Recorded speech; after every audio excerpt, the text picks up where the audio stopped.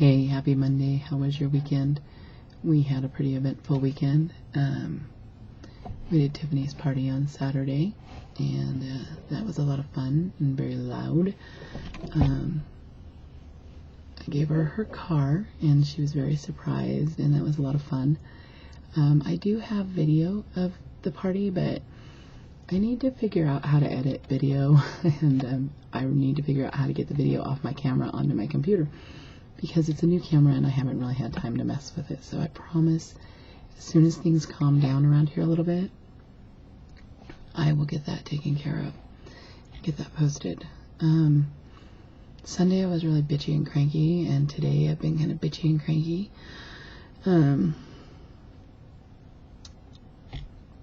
Which isn't really anything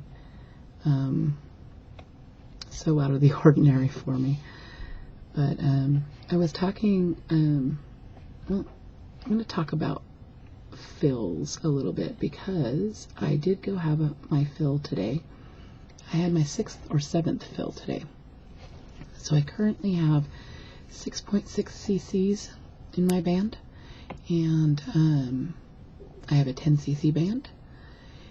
But I was talking to somebody out here on YouTube who's recently had her surgery, and how her surgeon does it, and he gives fill, it sounds like about 30 days post-op, and then another 30 days, and then another 30 days, and then he says you're good for 3 months.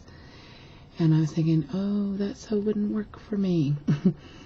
Because I have a nice tight restriction now, and I couldn't go 3 months. I was, the last 5 or 6 or 7 days I've been loose, and so if I was looking at the prospect of having to go another 8 weeks from today, I'd have been fucked. It just would not have worked for me that way. But the other thing that she said that really bothered me was that he told her he wouldn't tell her how much he was putting in her band. And can I just say, oh fuck no, I would not. I don't receive care like that. I would not let anybody do something to me without, I want the information.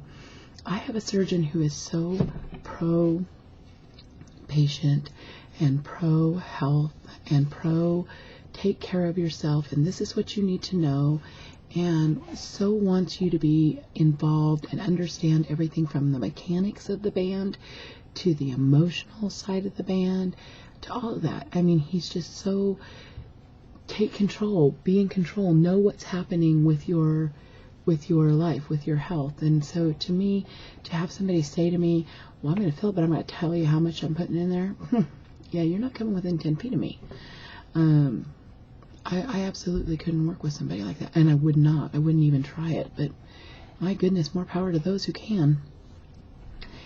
And the whole just having a doctor tell you it's going to be 3 months, that bothers me. That's like, for me, my personal opinion, that's like a gynecologist telling a woman, she doesn't know what she's talking about when she's trying to tell him how bad her periods are. I'm just sick of that mentality and that attitude that, just because you're my doctor, you seem to think you have some kind of control or some better ability to read, for God's sake. So I don't know why I was so bothered by it. I don't have to see him. It's not my surgeon.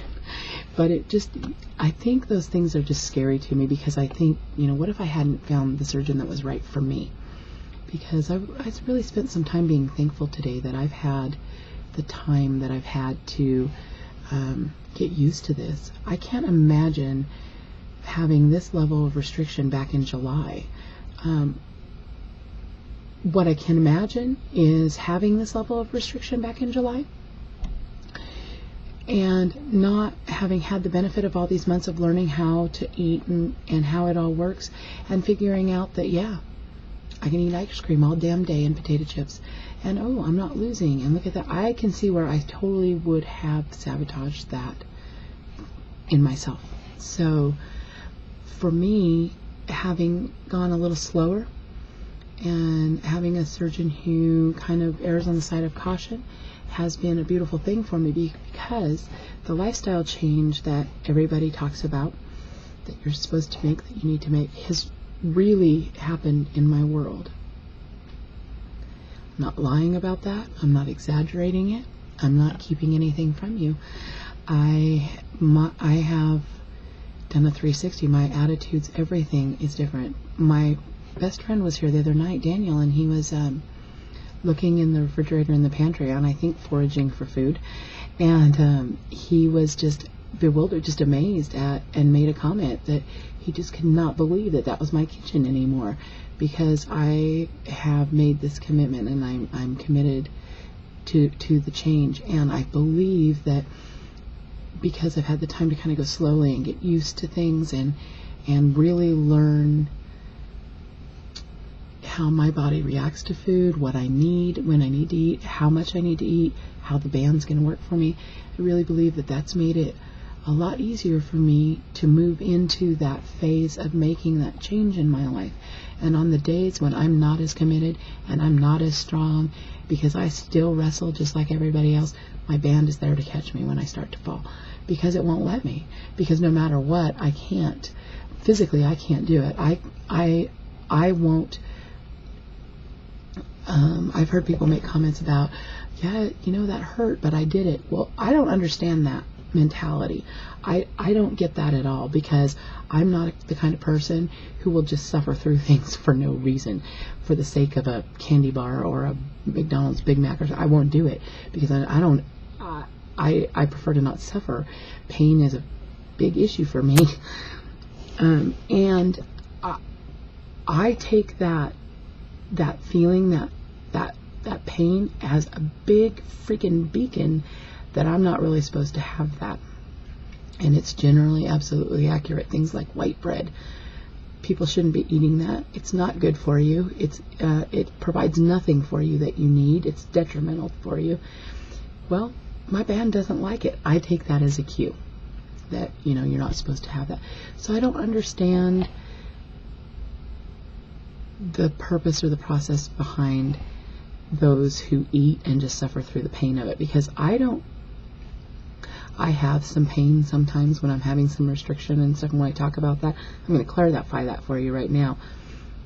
I eat a very healthy diet, and not everything that I eat causes me discomfort and or pain. I generally, because I eat whole, fresh, minimally processed food, I generally don't have any problems eating.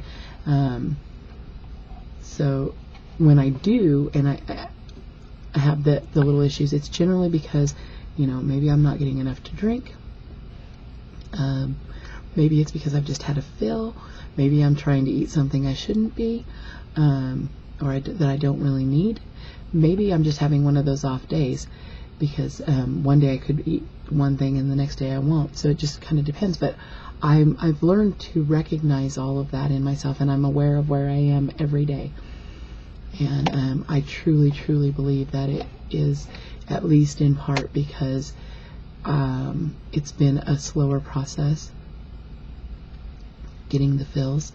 I should also mention, though, that my surgeon, I made my next appointment for January 28th, and they were like, now if you start to feel loose and you need to come in, then you just call us and we'll get you right in. And they do. I've had to call one other time and say, I think I need you to add, because I'm not really feeling it. And they got me right in and added it. So I'm going to stop this, because I'm going to be out of time here in a minute. But I was going to tell you the rest of the story with getting my fill today. So I will go and do that in part 2.